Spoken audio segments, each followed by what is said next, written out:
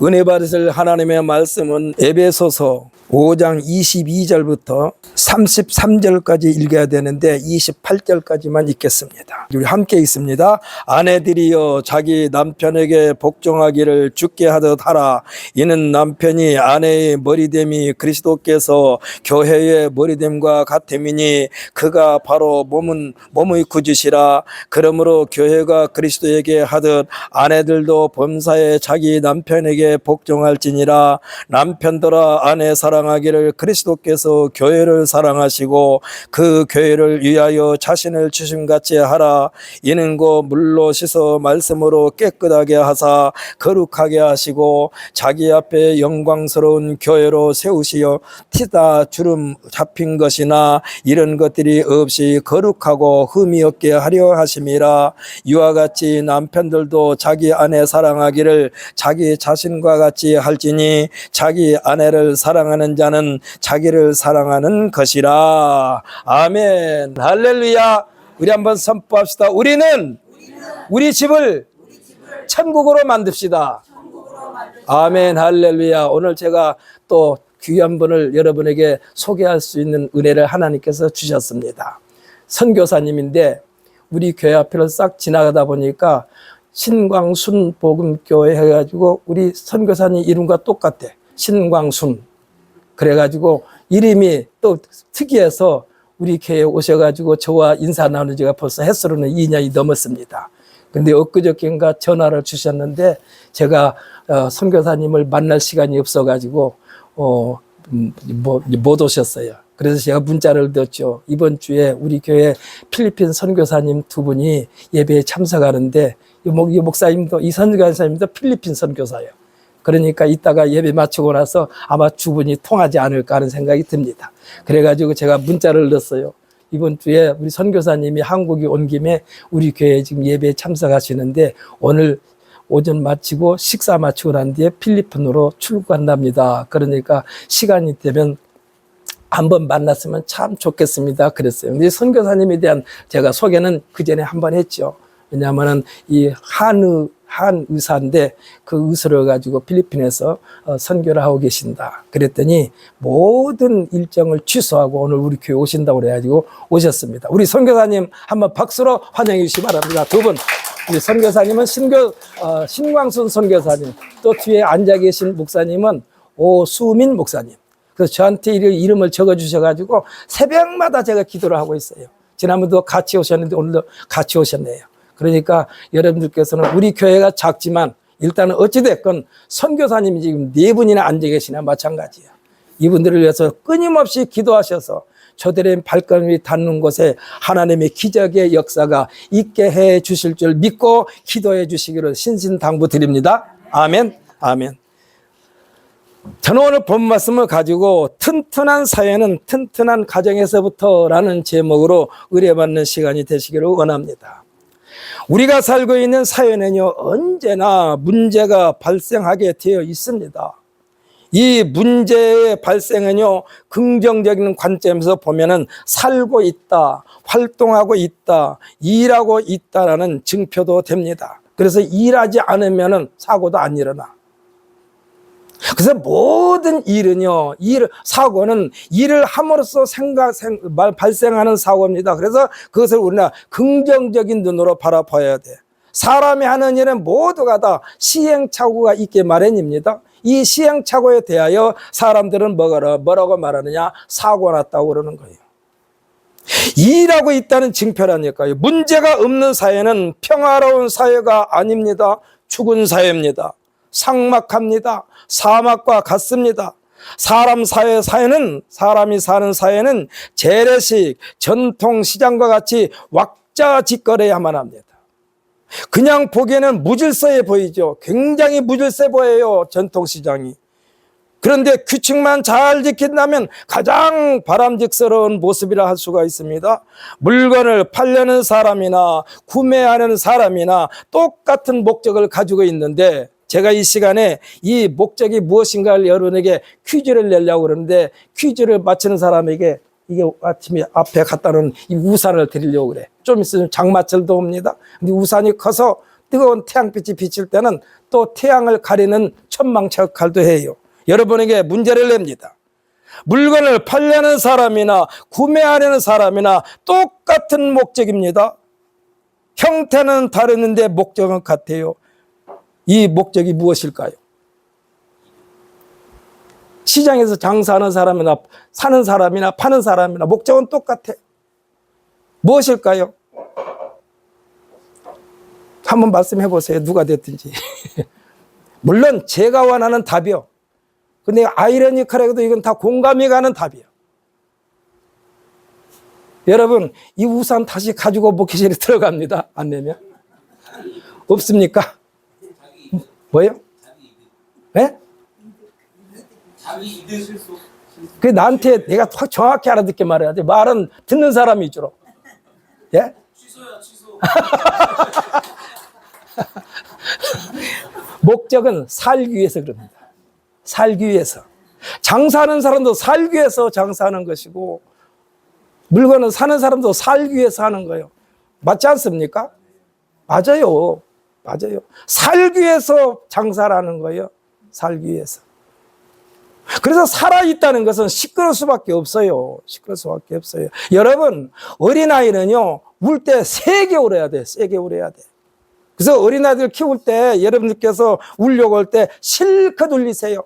막 얼굴이 빨갛게 달아오를 때까지 울리세요. 왜 그러느냐? 그렇게 울 때에 심장 박동이 더 활발하답니다. 그래서 어렸을 때에 시원시원하게 울어주는 아이들이 건강해. 부잣집 아들이 왜 비실비실할까요? 울려고 하면 얼른 달려가서. 가난한 집 아들은 울 수밖에 없어요. 뭐 일하다가 지금 먹고 살아야 되는데 애기가 운다고 해서 가서 달랩니까? 너 실컷 울어라. 나 할 일 해야 된다. 그래서 이 사람 사는 사회는 시끄러워야만 그게 정상이요. 시끄러워야 정상이요. 한자로요, 사람 인자를 보면은 두 개의 막대기가 서 있는 모습 아닙니까? 근데 똑바로 서 있는 모습은 아니요. 막대기 하나는 다른 막대기에게 의지하고 서 있습니다. 또 다른 막대기 하나는 온 힘을 다하여 자신보다 더 큰 막대기를 넘어지지 않도록 붙잡고 버티고 있습니다. 문자를 발명한 사람들의 두뇌가 대단해요. 사람을 만드신 하나님께서 먼저는 남자를 만드셨다고 했습니다. 그리고 혼자는 어딘가 불안해 보이기 때문에 남자를 깊이 잠들게 했다 하셨는데, 저는 이 대목에서 잠들게 하셨다기보다는 마취시켰다고 저는 말하고 싶어요. 마취시켰다. 왜냐하면 바늘 끝으로 살짝만 찔러도 잠자는 사람 벌떡 일어나요. 그렇지 않습니까? 그런데 갈비뼈 하나를 취했다고 그랬어요. 그러면 갈비뼈 하나를 빼내는데도 그대로 잠을 자고 있다? 이건 죽은 것이지. 죽은 것이지. 그래서 하나님께서 이때간에는 죽은 것이 아니라 또 잠재운 것이 아니라 마취시켰다. 이건 제 문자예요. 제 문자예요. 그러니까 여러분들께서 이것 가지고 다른 데 가서 이종걸 목사가 그러면 뭐 마취시켰다 이렇게 말하면 잘못하면 이단에 걸려. 이건 제 문자예요. 제 문자. 제가 생각했을 때는 하나님께서 잠재운 것이 아니라 마취시켰다. 마취시켰다. 죽은 사람과 똑같지 않을까요? 물론 하나님이니까 가능해요. 아무튼 하나님께서 여자를 만드신 것은 남자를 위하여 만드셨다라고 그랬습니다. 남자를 위하여 만드셨다. 사랑하는 성도 여러분, 모든 것이 나에게 유익을 주지만 때로는 불편할 때도 분명히 있어요. 없었으면 할 때도 있습니다. 하지만 이 불편은 금방 후회라는 결과를 가져다 줍니다. 우리는요, 불편하지만 하나님의 질서는 우리가 살아가야 되는 목적도 됩니다. 이 목적을 상실하면 하나님의 질서는 무너집니다. 사람 인자의 올바른 모양은 기대고 있는 막대기가, 받쳐주는 막대기가 언제나 서로 긴장하고 있어야 돼요. 긴장하고 있어야 돼. 가정에서 남편과 아내가 긴장이 풀어지면 그 가정은 점점 무너지기 시작하는 거예요. 솔로몬 왕에 의하여 세워진 성전에는 두 개의 큰 기둥이 있습니다.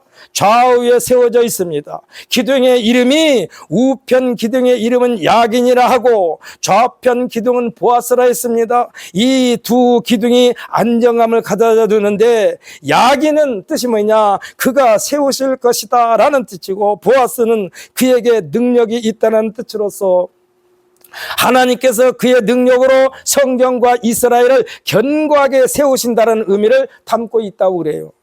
이 두 기둥 중에 어느 한쪽이라도 부실하면 무너집니다. 큰 기둥, 사람 인자의 큰 기둥, 왼쪽 기둥이 오른쪽 기둥을 보호하지 않고 힘껏 눌러버리면 자신도 함께 바닥에 나뒹굴어지는 거예요. 나뒹굴어져. 오늘 본문에서는 부르기는 아내들이여 하고 아내를 먼저 부르셨지만, 아내가 아내의 사명을 튼튼하게 잘 감당하려면 남편이 두 배의 힘을 기울여야만 됩니다. 두 배의 힘을 기울여야 돼요. 아내가 아내의 위치를 잘 지킬 수 있도록 남편이 그렇게 해줘야 돼요. 사람이 똑바로 서 있는 것보다 비스듬하게 서 있기가 훨씬 힘이 많이 듭니다. 그렇지 않겠어요? 비스듬히 있는 게 훨씬 힘들어요. 이것은 아내를 지켜주는 힘이 꼭 필요하다는 겁니다. 아내가 아내의 자리를 지킬 수 있도록 남편이 도와줘야만 된다는 철칙입니다. 사랑하는 성도 여러분, 하나님께서 세상을 만들지 않으셨다면 참 편안했을 거예요. 세상을 안 만들었다면. 그러나 만드셨기에 때로는 만듦을 받은 것들로 말미암아, 그러니까 하나님께서 만들었는데 이 피조물들로 말미암아 스트레스를 받기도 해요. 성경에 보게 되면은 차라리 만들지 말걸. 그럼에도 하나님께서는 순종하려고 안간힘을 쓰는 피조물로 말미암아 영광을 받으시는 것인 줄 믿으시기를 바랍니다. 하나님은 우리를 통하여 영광 받으시기를 원하시는 거예요. 부모님들이 자식을 키우면서 순간순간 자식들로 말미암아 즐거움을 느끼지 않습니까? 공부를 잘하면 잘해서 즐겁고, 건강에 잘하면 건강해서 잘했고, 안간힘을 쓰는 피조물로 말미암아 하나님께서 영광을 받는 거예요. 어떻게 하면 하나님 말씀에 순종할까? 성경에서는 의인은 없나니 하나도 없다고 그랬어요. 그러니까 쉽게 말하면 하나님 마음에 쏙 드는 사람이 한 사람도 없다는 뜻이요. 그러나 그 피조물들로 말미암아 영광을 받으신다니까 믿으십니까? 우리 스바냐서 3장 17절 말씀 읽어보십시다. 구약성경 끝부분이나 마찬가지입니다. 스바냐서 제성경으로 1309페이지입니다. 스바냐서 3장 17절 말씀. 구약성경 1309페이지. 우리 함께 있습니다. 너의 하나님 여호와가 너희 가운데에 계시니 그는 구원을 베푸실 전능자이시라. 그가 너로 말미암아 기쁨을 이기지 못하시며 너를 잠잠히 사랑하시며 너로 말미암아 즐거이 부르며 기뻐하시리라 하리라. 아멘. 여기서 기쁨을 이기지 못하리라, 저는 이것을 말하자면 이해를 못했었어요. 그런데 제가 딸 아이가 시집가 가지고 손주를 낳는데 그 손주를 보면서 하는 짓마다 예쁘니까 계속해서 볼 때마다 기뻐. 그 기쁨을 이길 수가 없어. 하나님이 우리를 보시면서 그렇게 하고 계시다는 사실을 믿으시기를 바랍니다. 그 손주가 항상 예쁜 짓만 합니까? 아니요. 예쁘다고 쳐다보다가 모르고 내 얼굴에도 오줌 쌀 때도 있어요.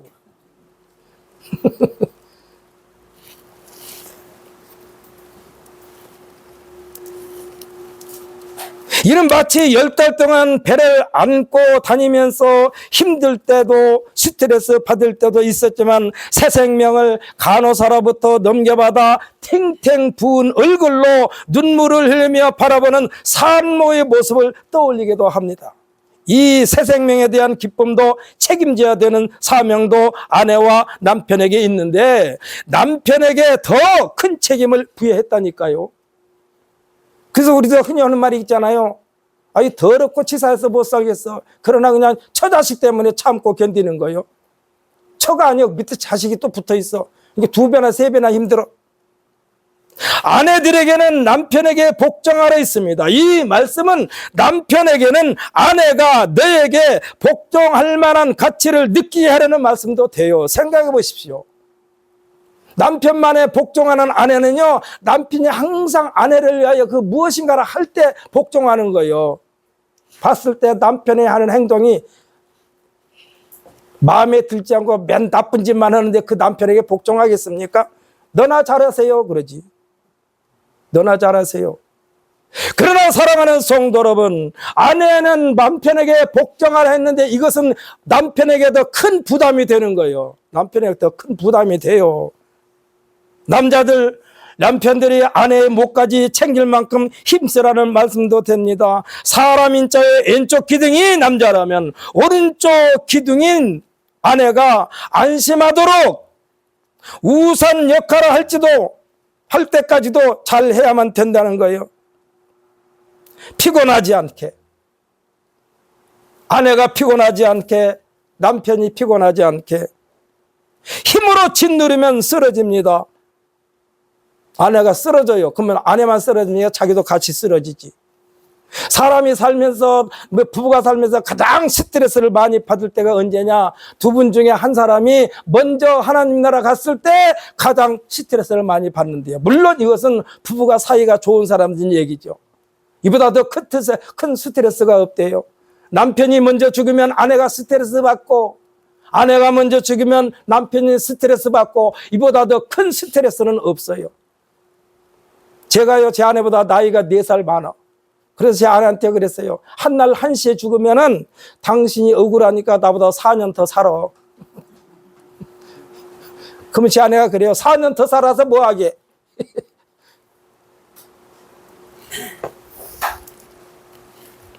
그러니까 남자가 힘이 세다고 아내를 짓누르면 아내가 자빠지는데 아내만 자빠진 것이 아니라 자기 자신도 자빠져요. 이런 말이 있지 않습니까? 있을 때 잘하세요. 있을 때 서로 부부가 있다면은, 아니면 부부가 아니더라도 서로가 서로를 보면서 있을 때 잘하세요. 한번 해보세요. 있을 때 잘해야 돼요. 있을 때 잘해야 돼요. 아내들에게 분부하시기를 남편에게 복종하되 뭐렇게 했습니까? 죽게 하듯 하라 하셨으니 이는 하나님을 섬기는 마음으로 하라는 얘기요. 하나님은요, 우리에게 신명기 28장에서 하나님 명령에 복종하라고 그랬습니다. 하나님 말씀 삼가 들으라고 그랬습니다. 하나님 말씀에 순종하라고 그랬습니다. 이 복종에 대한 책임은 하나님께서 져주신다는 뜻이요. 복종하라. 그의 책임은 내가 지켰다. 여호수아 장군에게도 나타나셔서 하나님께서 그러지 않았습니까? 모세와 함께하던 내가 너와 함께합니다. 이 말은 뭡니까? 모세와 함께하신 하나님을 옆에서 여호수아 장군이 봤어요. 그렇기 때문에 여호수아 장군에게 그러는 거예요. 모세와 함께하던 내가 너와 함께함이라. 내가 너를 떠나지 아니하며 버리지 아니하리니 너는 마음을 강하게 하고 담대하여라. 여기서 마음을 강하게 하고 담대하라는 하나님의 말씀에 굳게 서라는 뜻인 줄 믿으시기를 바랍니다.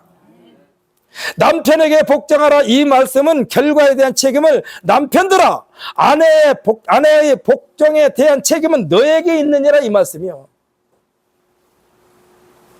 가정이란 남편과 아내 그리고 자녀가 더해지는 것이 가장 바람직스러운 가정의 모양입니다. 아내가 남편에게 복종하고 남편은 가정에서 일어난 모든 일들에 대한 책임을 다 함께 다 할 때 이와 같은 분위기 속에서 성장한 자녀들도 아버지와 어머니를 통하여 산 지식을 얻게 되고 습관화된다는 것을 믿으시기를 바랍니다. 나도 우리 아버지처럼 살아야지, 나도 우리 어머니처럼 살아야지. 우리가요, 가끔 젊은 사람들에게 얘기할 때 왜 결혼 안 합니까? 그러니까 이런 대답도 나와요. 우리 아버지처럼 될까 봐서 결혼 안 한대. 여자들한테도 말합니다. 왜 결혼 안 하세요? 우리 엄마처럼 될까 봐서 결혼 안 해요. 이건 뭡니까? 자식들에게 교훈이 안 됐다는 뜻이야. 물론 결혼을 안 한 사람도 있고 못한 사람도 있습니다만, 제가 여기서 말씀드리는 것은 이 미혼자들을 위해 말을 하는 것이 아니라 자연히 어머니 아버지의 모습을 보고 자녀들이 성장한다, 이 말씀을 드리기 위해서 드리는 말씀이에요. 우리들이 자주 들먹거리는 말 중에 이렇게 말합니다. 누구에게 어디에서 배운 버르장머리야, 습관이야, 이 소리는요, 이는 그의 부모를 불러내가지고 같이 욕먹이는 거예요. 그렇지 않습니까? 그렇잖아요. 너 누구한테 배웠냐, 이 소리는 네 부모가 그렇게 가르치더냐, 이 소리야. 여자분들이 시집 가가지고 가장 조심해야 할 것은 시집 쪽에서 친정 들먹거리지 않게 하는 거예요. 친정 들먹거리지 않게 하는 거예요. 또 역시 남편이 처가에 가가지고 조금 더 지낼 때 처가 가족들로부터 욕을 얻어먹지 말아야 돼. 잘못하게 되면은 자기 부모님이 다 욕 얻어먹어. 우리들이 젊은 사람들과 신앙에 대한 이야기를 주고받을 때 젊은 사람들이 입에서 무슨 말이 나오느냐, 저는 모태신앙입니다 라고 할 때에 신앙의 기초에 대한 말은 접고 들어갑니다. 그렇지 않습니까? 모태신앙이라고 하는데 그에게 뭘 더 가르쳐? 여기서 제가 말하는 것은 아주 신앙생활 잘하는 사람을 표준을 놓고 말하는 거예요. 신앙생활 잘하고 있는데 어떻게 그렇게 신앙생활하게 돼서 예, 저는 모태신앙입니다 했을 때 더 이상 물을 필요가 없는 거예요. 오늘 본문의 내용도 보면 아내들이 남편에 대한 태도가 어때야 되겠는가입니다. 신앙의 질서는 맨 위에 여호와 하나님을 섬기는 데 있고 그 자리는 고정석입니다. 하나님의 자리는 고정석이요. 고정석이요. 절대 하나님의 자리에 다른 것을 갖다 놓으면 안 돼요. 이거는 죽는 길이요. 죽는 길이요. 하나님의 자리에 다른 것을 갖다 놓으면 안 돼요. 집안 가게의 질서도 맨 위에는 남편이야만 합니다. 남편의 권위는 그러니까 가장의 권위는 누구에게 의해서 세워지냐? 아내에 의하여 세워진다는 사실을 믿으시기를 바랍니다. 절대로 자식들 앞에서 남편에 대한 불평불만 터뜨리면 안 돼요. 남편을 잘 섬겨야 돼. 아내로부터 인정받고 존경받는 남자, 그러니까 이와 같은 남편은 매사에 자신감도 생기고 자존감도 유지됩니다. 또 책임감도 고취됩니다. 아내로부터 홀대를 받으면 이와 같은 남편은 자식들에게도 밖에 나가서도 업신여김을 받게 됩니다. 어떤 분이 그러더라고요. 주인한테 자꾸 발로 채인 개는 밖에서도 발로 채인디야. 그래서 주인으로부터 발로 툭툭 체임을 당하는 개는요, 밖에 나서도 체임을 당한대요. 그러니까 주인이 귀중하게 여겨야만 밖에 나서도 귀중함을 받는다니까. 본문 21절로 24절까지 아내가 남편에 대한 태도를 잘 갖추라는 내용입니다. 이제 남편들에게 묻습니다. 아내에 대한 책임, 가족에 대한 책임에 대하여 말씀하고 있습니다. 남편들아 하고 25절에서 부르십니다. 어떻게 사랑하라 했습니까? 어떻게 사랑하라 했느냐? 희생을 각오하고 아내를 맞아들이라는 것입니다. 사랑하는 성도 여러분, 아내를 위하여 희생을 각오가 되어 있지 않으면 가정을 제대로 앞에서 이끌고 갈 수가 없어요. 예수님께서 온 인류를 신부 삼으셨습니다. 예수님께서는 온 인류를 신부 삼으셔서 사랑하는 성도 여러분, 이 시간에 예수님이 나의 신랑임을 고백하시기를 예수님의 이름으로 축복합니다. 한번 선포합시다. 예수님은 나의 신랑입니다. 신부, 그러니까 성도들을 위하여 자기를 죽음의 자리로 내주셨듯이 남편들의 마음 자세가 그러해야 된다라고 지금 말씀하고 있습니다. 남편들이 아내에 대한 사랑의 농도는 점점 진해져야 돼요. 점점 진해져야 돼. 변함이 없어야만 한다는 것입니다. 25절 말씀 다시 한번 읽어보십시다. 25절 말씀. 함께 있습니다. 남편들아, 아내 사랑하길 그리스도께서 교회를 사랑하시고 그 교회를 위하여 자신을 주심같이 하라. 아멘, 할렐루야. 오늘 본문에 보면은 거룩하게 하라, 거룩하고 흠이 없게 하라. 성도들이 거룩성, 아내들이 거룩성을 보존하게 하는 데는 남편들이 책임을 강조하고 있습니다. 더럽히지 말라, 깨끗함을 유지하게 하라, 이런 말씀이 있어요. 아내의 위치를 잘 지키게 하라는 얘기예요. 그러니까 아내가 아내의 위치를 잘 지키게 하는 데는 남편에게 책임이 있다, 이 말씀이에요. 옛 속담에 물론 이런 말이 있습니다. 물론 가부장적인 사회에서 나오는 말이기 때문에 여성 비하적인 말이라고도 하겠지만, 그래도 아내에 대한 남편으로서의 책임에 대한 속담이라고 저는 말하고 싶습니다. 무슨 말인고 하니, 아내와 그릇을 밖으로 돌리면 온전함을 유지하지 못한다 그랬어요. 그러니까 그릇도 밖으로 나가면 깨질 수밖에 없어. 아내도 밖으로 나가면 깨질 수밖에 없어. 어떤 유학자가 하는 말입니다. 전통적인 유교 문화에 푹 젖어 사는 분이 하신 말씀이요, 학자가 나와서 이 TV에 나와서 한 말입니다. 아내의 자리는 가정이라는 공동체를 잘 유지하는 핵심이라고 그랬어요. 핵심. 여러분, 가정을 지키는 것이 남자가 지키는 것이 아니라니까. 여자가 지키는 거요, 엄마가 지키는 거요, 아내가 지키는 거요. 사랑하는 성도 여러분, 우리 가정을 지키는 데 있어서는 아내가 가장 큰 책임을 가져야 된다는 사실을 믿으시기를 바랍니다. 우리가 학교 다닐 때에 학습 도구 가운데 동그라미를 이렇게 그리는 컴퍼스가 있죠. 컴퍼스라는 것은, 이건 지금 제가 말하는 게 아니라 유학자가 말하는 거예요. 이 컴퍼스라는 것이 있는데, 한쪽은 바늘끝처럼 뾰족하여 절대로 움직이지 않게 꼽는 역할을 하는 것이고, 다른 한쪽은 연필을 끼워 동그라미 크기에 따라 줄였다 내렸다 하는 도구입니다.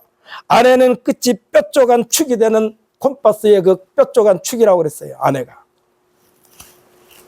남편은 뭐냐? 남편은 연필을 끼워 넣는 다른 한쪽에 대어 동그라미를 그리게 하는 역할이라고 그랬어요. 가운데 축이 움직이면 절대로 동그라미는 동그랗게 안 그려져요. 엉망진창이 돼요, 움직이면. 동그라미의 모양의 완벽을 축에 달려 있습니다. 가정이라는 동그라미는 아내가 아내의 자리를 잘 지킬 때에 가정이 지켜진다는 사실을 믿으시기를 바랍니다. 구약성경 역대하에 보면은 유다 왕들이 죽고 그 다음 왕이 이렇게 출현할 때에 선대왕이 죽고 새로운 왕이 계승자가 왕에 오를 때 꼭 등장하는 말이 있습니다. 무슨 말 하느냐, 어떻게 소개하느냐? 그의 어머니가 누구였더라. 그의 어머니가 누구였더라요. 그 어머니가 그렇게 중요해. 정치를 잘하여 나라를 잘 이끌 때나 하나님 앞에 악을 행할 때나 그의 어머니의 영향은 늘 받았다는 뜻도 됩니다. 그의 어머니가 누구였더라? 그의 어머니가 누구였더라? 엊그제가 5월 15일 스승의 날이죠. 이 스승의 날을 제정할 때에 한국 민족의 스승이라 불리는 세종대왕의 생일이 5월 15일이요. 그래서 5월 15일을 스승의 날로 만든 거예요. 그래서 5월 15일을 스승의 날로 정했다는 것입니다. 세종대왕이야말로 누가 옆에 있었는가? 누가 옆에 있었습니까? 역대 왕비 중에 가장 존경받는 왕비 소나무 심씨라는 분이 세종대왕 왕비요. 그런데요, 이 왕비는 친정은 완전히 몰살당했어요. 왜? 외척이 정치에 참여하지 못하게 세종대왕 아버지 이방원이가 친정 가족들을 전부 다 없애버렸어요. 여러 가지 누명을 씌워가지고. 그러면은 소나무 심씨 입장에서는 이가 갈릴 거 아니에요? 이가 갈릴 거 아니에요? 그런데도 이 소나무 심씨는 내가 국모지, 나라를 지켜야 되는 국모지, 이 소나무 심씨가 세종대왕 왕비입니다. 그래서 우리나라가 가장 존경받는 왕은 세종대왕이요, 가장 존경받는 왕비는 소나무 심씨요. 여러분, 소나무 심씨의 가족에 대해서 여러분 알고 싶으면 집에 가서 인터넷에 들어가 보세요. 친정아버지도 죽임을 당했어요. 친정 식구들이 전부 다 노비로 다 팔려버렸어요. 우리나라 화폐 가운데 최고가의 돈이 5만 원권인데 이 화폐에 그려진 사람이 누굽니까? 율곡 이 선생의 어머니 신사임당 신씨요. 이 사임당 신씨는요, 남편인 율곡 선생이 아버지가 첩을 거닐고 남편으로서의 자리도 충실하지 못했음에도 불구하고 가장을 지키면서 아들 이 율곡 선생을 조선시대의 가장 선비 중에 선비로 키운 분이 신사임당 신씨요. 여러분 5만 원권 벌 때마다 사임당 신씨를 보면서 가정을 지킨 어머니로 여러분들이 새기시기를 바랍니다. 아들을 성공시킨 어머니의 대명사가 됐어요. 우리들이 현대사회에 있는 고시 가운데 3대 고시가 있지 않습니까? 사법고시, 행정고시, 외무고시. 이 세 가지 고시에 똑같이 한 사람이 합격한 사람도 있어요. 그런데요, 율곡 선생은 9번의 고시를 치르는데 그냥 합격한 것이 아니라 9번 다 장원급제했어요. 이거 어마어마한 기록이요. 전무후무한 기록이요. 이와 같은 이 율곡 선생의 배경에는 사임당 신씨, 신사임당이 있었다는 사실을 믿으시기를 바랍니다. 튼튼한 국가는 튼튼한 가정이 집합체가 모여야 되고, 튼튼한 가정은 가정은 의지가 강하고 지혜롭고 슬기로운 어머니들, 아내들이 있어야만 된다는 사실이요. 여러분, 학교에서 말썽 나는 일들이 거의 다 엄마들 치맛바람이 많아요.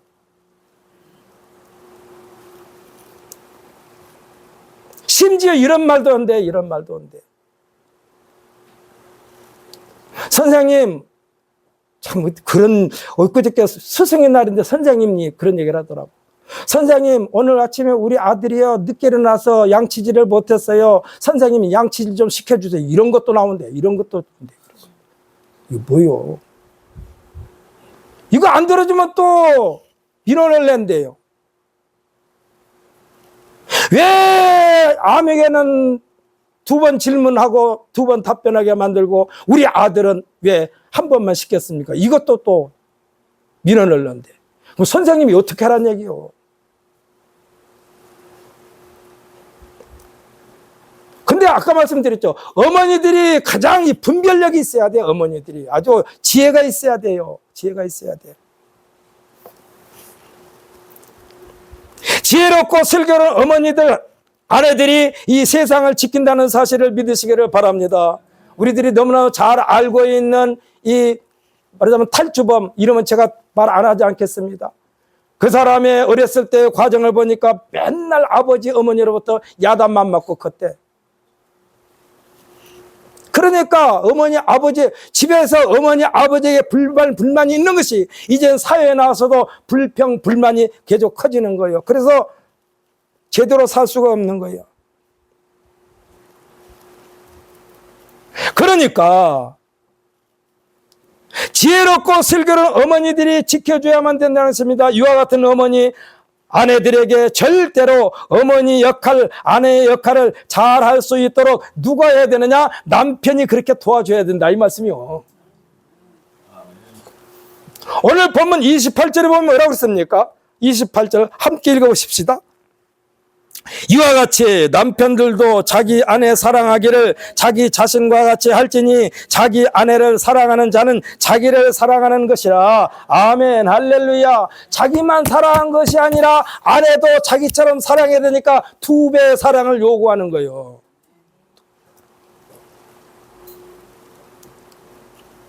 아내를 학대하는 것, 아내를 미워하는 것은 자기 인생을 학대하는 것이고 자신을 미워하는 삶이 됨으로써 결국 사회를 비참하게 만드는 행위가 된다는 것입니다. 모든 행복의 기초는 가정에서부터 출발되어짐을 믿으시기를 바랍니다. 가정이 행복하면 사회는 같이 덩달아서 행복해요. 행복해요. 가정의 중요성에 대하여 에베소 5장 33절에서 결론을 내려주고 있습니다. 오늘 본문 우리가 끝까지 읽었어야 되는데 우리 33절 말씀 한번 읽어보십시다. 그러나 너희도 각각 자기 아내 사랑하기를 자신같이 하고 아내도 자기 남편을 존경하라. 아멘, 할렐루야. 사랑하는 성도는 사람과 짐승이 다른 것이 뭡니까? 짐승은 끝까지 이기주의요. 그러나 사람은 그렇지 않습니다. 읽으면서 들으면서 우리들이 깨닫게 됩니다. 깨닫는 것으로 끝나버리면 안 돼요. 고쳐야 돼요. 잘못된 건 고쳐야 됩니다. 사랑하는 성도 여러분 예수님께서 우리에게 말씀하실 때는 율법에 대해서 말씀하시면서 뭐라고 그랬습니까? 이는 이로 눈은 눈으로 하였다는 것을 너희가 들었으나 나는 너희에게 말하노니 악한 일을 생각하지 말아라. 이게 악하다라고 그랬어요. 왜 그렇습니까? 원수는 절대로 갚아지는 것이 아니라 다시 원수의 원수를 낳는 거예요. 그래서 이것을 끝마치는 방법은 뭐냐? 상대방이 나한테 한 것에 대하여 갚지 말고 더 진하게 베풀으란 얘기요. 뭐라고 그랬습니까? 오른뺨을 치겨도 왼편도 돌려대나. 이거 누가 들으면은 그 바보같이 살으란 얘기입니까? 그래, 바보처럼 살으란 얘기요. 오른뺨을 치고도 왼편도 돌려대라. 속옷을 얻고자 하는 자에게 겉옷까지도 주라. 오리를 가져가고 요구하면 심리를 동행하라. 또 뭐라고 그랬습니까? 분명히 율법에는 형제를 사랑하고 원수를 미워하라 했다마는 나는 너에게 말하노니 원수를 사랑하고 너를 핍박하는 자를 위하여 기도하라 그랬어요. 여러분, 오늘 여러분이 다시 한번 선포합니다. 지금까지 여러분 주변에 아주 꼴보기 사람, 꼴보기 싫은 사람이 있었다면 다 지우개로 지워버리시기를 예수님의 이름으로 축복합니다. 모두를 다 우리 편 내 편으로 만들어야 돼요. 우리 편 내 편으로 만들어야 돼. 예수님께서는 심지어 말씀했습니다. 너를 반대하지 않는 자는 너를 위하는 자니라. 우리를 반대하지 않는 자는 우리를 위하는 자니라. 여러분 복음을 전할 때에 탈탈 털지 않고 그래 갈게요 하면서 어느 사람 미워하지 마시고 계속해서 따라다니면서 교회 갑시다, 예수 믿읍시다, 계속해서 말을 전함으로 그가 주님에게로 돌아오게 하는 놀라운 도구로 사용받는 우리 모두가 되시기를 예수님의 이름으로 축복합니다. 그래서 저는 말을 해요. 우리들이 구원의 통로가 되게 하여 주옵소서. 우리를 통해서 구원받는 사람들이 돌아와야 돼요. 다 돌아와야 돼. 여러분, 이단에 빠져있는 사람 무조건 미워하지 말고 그를 위해서 기도하십시오. 저가 참 진리로 돌아오게 하옵소서. 참 진리로 돌아오게 하옵소서. 분명한 것은 여러분이 그들과 함께 동요는 되지 말아야 돼. 그래서 성경에서 뭐라고 말했습니까? 믿지 않는 자와 멍에를 같이 매지 말라. 이것을 반대로 뒤집으면 무슨 뜻입니까? 믿지 않는 자가 너와 멍에를 같이 매기하라 이 소리요. 믿지 않는 자에 질질 끌려다니지 말고 그로 말미암아 나에게 이끌려 오게 하라 이 말씀인 줄 믿으시기를 바랍니다. 오늘 내일부터 펼쳐지는 삶 속에서 우리가 우리 가정이 어떠해야 되는가? 우리 가정이 행복하고 우리 가정이 튼튼하면 나라도 덩달아서 행복해지고 튼튼하게 되는 줄 믿으시기를 바랍니다. 그래서 우리들은 어느 곳에 가나 행복의 씨앗이 돼야 돼요. 즐거움의 씨앗이 돼요. 감사의 씨앗이 돼야 돼요. 그래서 말씀하십니다. 항상 기뻐하라, 쉬지 말고 기도하라, 범사에 감사하라. 성도들에게는 이 세 가지를 생활에 아주 철칙으로 생각하면은 불평불만할 필요가 없어요. 왜? 항상 기뻐하라고 그랬는데, 항상 내 멋대로 하지 말고 기도하라고 그랬는데, 여기서 쉬지 말고 기도하라서는 내 멋대로 결정하지 말고 하나님께 물으라는 얘기예요. 범사에 감사라는 얘기는 모든 일에 먼저 그것을 통하여 불평불만하지 말고 감사하라는 뜻인 줄 믿으시기를 예수님의 이름으로 축복합니다. 가정의 달을 맞이하여 우리 가정이 튼튼해야 나라가 튼튼하고 우리 부부가 튼튼해야 온 가족이 튼튼하고, 그러므로써 여러분 삶 속에 항상 하나님께서 기뻐하시는 열매를 아무개야 하고 부를 때에 열매를 곧바로 내놓을 수 있는 우리 모두가 되시기를 예수님의 이름으로 축복합니다.